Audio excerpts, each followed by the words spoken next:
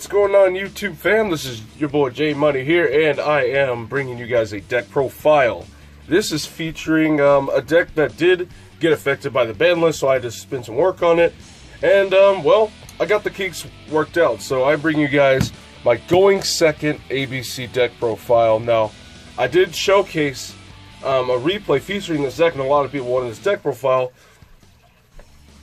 Now, it was okay last format, but this format, because of the ban list and the new cards and how these decks are playing, there's a lot of win buttons in this deck. And you'll see that as I get to the profile. Now, the banning of Ancient Fairy Dragon really hurt this deck. But, again, it indirectly created a lot of win buttons due to what decks aren't the best decks anymore and what decks are. And those decks, this deck kind of auto-wins against, especially if you're blind going second against this deck. So we're going to get started. We're going to play 3, 3, and 3. Now, a lot of people don't play. A lot of people are either playing just 2 or 2, and it's incorrect in this particular going second build. You want to see any piece in your hand. Seeing pieces in your hand is far too important. For starters, the deck is at 44 cards because you're thinning the deck so much, and you're playing Desires in the deck, so it's really not, you know, the biggest deal. Next, we got the gadgets. Also, cards that people don't play are the gadgets and the chicken. Now, people are automatically going to look at the chicken and think, well, since Ancient Fairy is banned, why do you still play this card? Well, you're blind going second in this deck, so you are still making Omega, because Omega going second is actually pretty powerful, and it still triggers the pieces. Not only that, but if you're blind going second, it's a level 4, so you can make a rank 4 if you need to, and all that good stuff. These are incredibly good for some of the tech cards I have in here that just break boards and all that stuff. So, and it also floods the field with machines. You can also stall with it when you're playing against, you know, Brick Stars. So, yeah, there's that too. Next, the last of the monsters, we got 3 Kaijus. This makes a 21 monster lineup. We are playing more spells than we are monsters, because the spells are what's breaking boards and getting us to said monsters and all that stuff. But since this is a blind going second deck, you're going to play Kaijus because, well, Gokis are a thing. Brandish are a thing, or Sky Strikers, I gotta start calling it that. Spirals, still kinda, whatever, but anyway, that's it for the monsters. Now, for the spells, 6 terraformings, or, well, yeah, essentially, 6 Union Hangers, because Union Hanger is still a broken-ass field spell, and you want to access your monster, and nobody ever ashes Union Hanger, so expect it to resolve. Not only that, but Ghost Ogre is starting to fall out of favor. So this is where the deck gets better, since people are taking Ghost Ogres out of their deck, and they're playing Cherries, and they're playing Veilers or Impermanences, and Ashes still. And sometimes even Ghost Spells, you have the advantage. You have the advantage of your Union Hanger going through much, much more often. Next, Pseudo Space. I've never took this out of my deck. This card right here really gets you places, especially when Ghost Ogre was a thing. When Ancient Fairy was a thing, this literally just turned your combo into a double Dragon Buster combo, and you would just win the game. But anyway, you still have things like Cosmic Cyclone, maybe not Cosmic anymore, but you have things like this rolling around. If your hanger gets stuck, or if it gets disrupted in some way, form, or fashion, that's it. You can only activate 1 Union Hanger per turn, but this acts as another hanger. Plus, I would always search this if I already have a hanger in hand and I have a terraforming. So you have 2 hangers effectively that you can play, and you can still sometimes make a double buster combo even without Ancient Fairy. 2 Desires, because you were never playing 3 unless you're playing 60 cards. So yeah, there's that. Okay, now onto the cards. Now onto the reason we win. 3 Twisters, because people are actually playing back row again. Altar Guys, Sky Striker Brick Stars, regular Brick Stars, all that stuff. They're playing all kinds of back row. Like, you know where the Widow Anchors are against pure Sky Strikers, so you can go and snipe them. Go and snipe them up and proceed to win the game. So, yeah, it's that easy. Since you're playing Kaijus, we are going to play Slumber. Even though, like, typical board wipes like Dark Hole Regeki and this card aren't really that good, because, you know, Nightmares are a thing and Cerberus says no, you're not going to always play against Nightmares, and this will summon Kaijus and wipe the board. So, yeah, it's a board wipe with damage. Okay, now on to the even bigger reasons we win. We are playing 3 Mind Control, because, yeah, a lot of these hard-going second cards are literally negate or lose cards. These are must-negate cards. And the card that I've never taken out ever since Master Rule 4 even began, Enemy Controller's Enemy Controller is just entirely too good. Like, if you summon a gadget and they try to negate, or they try to Veiler, or they try to impermanence you, you can chain this, sack off the gadget, take their monster, still summon a piece, get off your Union Hanger. Like, Union Hanger is always going to go off, because it's like, what are they going to do? They can't, what do they get? They're going to just, what, impermanence your field spill? It's impossible. Well, regardless, you can go for a game with this way too often. But generally, you're using this when you're in a tight spot. You're using this when you are in the middle of getting disrupted. This shines the most when disruptions are being used. When things like Widow Anchor are being used and all that stuff, and you just immediately slap an enemy controller down, take their only monster they have, and then your ABC pieces float when you tribute them because they don't miss timing. That is why this card is so good. Because if this wasn't a quick play, I wouldn't play it. But the fact that it's a quick play, it accomplishes two things. It gets around any and all of the disruptions, except counter traps, obviously, and it takes the monster and the pieces float. So it literally gives you triple purpose. And if you're going second, you can stop your opponent from making a play just by taking the monster right then and there. But enemy controller is, you know, worst case scenario is just another mind control that triggers pieces when they hit the graveyard, and you can use whatever you took for link fodder or whatever. Next, we got 4 trap cards. Because we're hard going second, we are definitely playing Evenlies, and we're playing Skill Drain because it's an auto win. So, yeah. Mind controls, enemy controllers, Evenlies, Skill Drains, we got a lot of win buttons in this format. Like, against Altergeist literally loses this deck game 1's going, because you are going to hard go second. You're going to always go second. So, now another reason we play the deck in the first place, Buster. You play 3 or don't even play the deck. Period. Next for the XCs, we got a Dire Wolf, a Dweller, a Tornado Dragon, and a Utopia package. These are really the essentials we need. Dweller hasn't really been coming up that much, but Dweller is still Dweller and is still auto-win against most matchups. Tornado Dragon, especially because of Sky Striker Brick Stars now. Well, I mean, this has always been good, like Altergeist, like you name it. And obviously you go into this when you tag out, but generally I'm going into board load because, you know, you just win. And Utopia package because, yeah, to hell with Waking the Dragon, right? If you're playing a deck that can put out a bunch of rank 4s, or put out level 4 monsters on a regular, and you're not playing Lightning, something's wrong with you. Just saying. Okay, now to the links, we got a weird one. We got Klara-Ruska.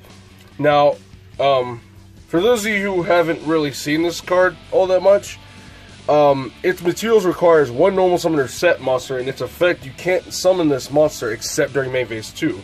Now, why do we play this card? We play this card because sometimes we have 2 pieces in hand. Like, let's say we have a piece in hand, we have a hanger, and we don't really have anything else besides that and a piece. So let's say we're going to go ahead and search a piece and let's say we already had like another piece in hand, but we searched this off the hanger. So what you would do would be to just normal summon this guy and use your hanger and equip the, where is it at? Equip the B. And then you will go to battle phase. If you can actually swing over something with this thing, then do it. But then you will go main phase 2, link this up, make Klaruska, trigger C, trigger B, whatever, and special summon the A. And then you would link these into our next link monster being Underclock Taker, and now you have your Buster. So even if you didn't open that grate, you still make Buster. That is what Klaruska does for you. Underclock Taker, for that exact situation I just described. Otherwise, if Klaruska was a machine, I would be just play Qliphort Genius instead, which I'm still playing. But I had to, take out some a card that I didn't want to, just to make space for Genius once again, because Genius is going to be pretty useful in this format, and you'll see why. Akashic Magician, because we are playing Kaijus, and this is exactly why we are playing gadgets as well.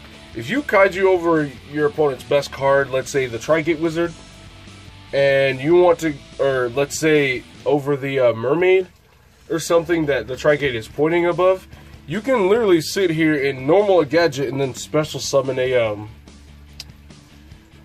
piece, equip, whatever piece you're missing, whether it probably be a B,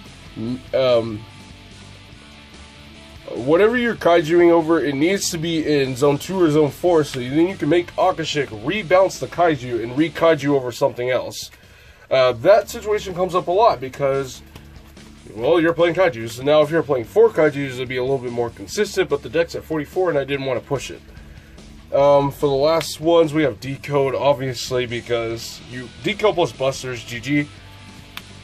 And Borreload Dragon, if the Buster remains on the board, you tag out, you summon 3 pieces, equip 1 off the hanger, draw for a draw phase, enter main phase 1, unequip, equip something else, you now have 4 monsters, and you go instant Borreload. You get all these ridiculous pluses with all the pieces you just sent to the graveyard, and you make 2 Busters next to the Borreload Dragon, or you make a Buster where the Decode is under 1 zone of Borreload Dragon, so you can take a monster or whatever. You have plenty of cards in hand because of all the pieces that you had just sent, so you're going to be able to use Buster's effect plenty of times and you win the game. So this deck will almost always win turn 2, so yeah. And for the last extra deck card, we have Omega, because we are playing Chicken and Omega is still really good. It is essentially another way to make Buster. If you have a chicken and a piece and a hanger, which is super consistent, you have a Buster. So, you make Omega, and then you banish it, you rip a card out of your opponent's hand, and then you make Buster, because now you have an open zone. And yeah. Now for the side deck, more win buttons we have going on here. Since we are in a format to where we're going against Gokis and Spirals, since we are not playing Toon Tables, because space is a thing, you need cards like these. So yeah, Goki is literally auto loses this card. So even if you have an Ibli on the board, you can literally sack the Ibli, normal summon this card, make Mega Fleet, you turn off the Tri-Gate, you win. Yeah, that's it. You win. And it's a machine, so you can go ahead and link it off into a Genius. That's why we play Genius, for that reason right there. Unless we're going against some stupid anti-meta, with Floodgates. Luckily Genius is unaffected by Floodgates, so I can, actually turn that shit off. So, yeah. And so, with that being said, your opponent could easily catch on to the fact that this is a hard-going second deck, so they might make you go first. So what do? Side going first cards. I'm still old school. We're still playing these guys because it's still auto win. Still, except against Altergeist, but we win against Altergeist anyway because we're playing Twin Twisters and we have Buster. We're unstoppable. So yeah, we're playing 2 size, some Molotech, and all that good stuff. Let me go ahead and move these up real quick. And then we got 4 more trap cards. 3 anti-spells because it's an auto win against Trickstars or Sky Strikers, or the hybrid. It's an auto win against that deck. It's a damn near auto win against Gokis because they have to play rematch. And yeah, and solemn warning because we can, simply because we can do it. Now, if you're playing against Brickstars and they know you're playing trap cards, well, I picked these cards because they are the worst cards to set from the deck if your opponent is playing Red Reboot. So if they can't OTK you, which they won't, because, you know, for starters, you're probably, if you bricks, you probably are just going to set a gadget, and so your stuff's going to float. So you're probably going to survive, especially if you're playing against Trickstars, because that deck, and literally the deck is full of nothing but just beaters that really don't do anything in terms of advantage. All they do is burn, so, you know, with that. And against Gokis, whatever, if, the awesome thing about this is, well, Called by the Grave doesn't hit it, because 1, it's a trap card, and 2, nothing goes to the graveyard, so if this resolves, you win. Just period. I don't know why, I just played this just because, and you always need to play this because you need to negate it evenly, and because evenly is very, very popular right now. So if they go straight into battle phase, flip this over, summon this, and say, okay, proceed with your battle phase, and watch what happens. And yeah, if any of these get impermanents, or not impermanents, Red Rebooted, they get reset, and then you could set the warning, or you can set a Sanctum if your anti-spell got negated, something. Like, you'll win. There's way too many win buttons in this format because of the best decks being Sky Strikers, Trickstars, the hybrid of the 2, Gokis, Spirals. Like, there's way too many win buttons in this deck. And the ban list kind of shaped up these decks to be the best decks, and it just inadvertently just made this deck much better.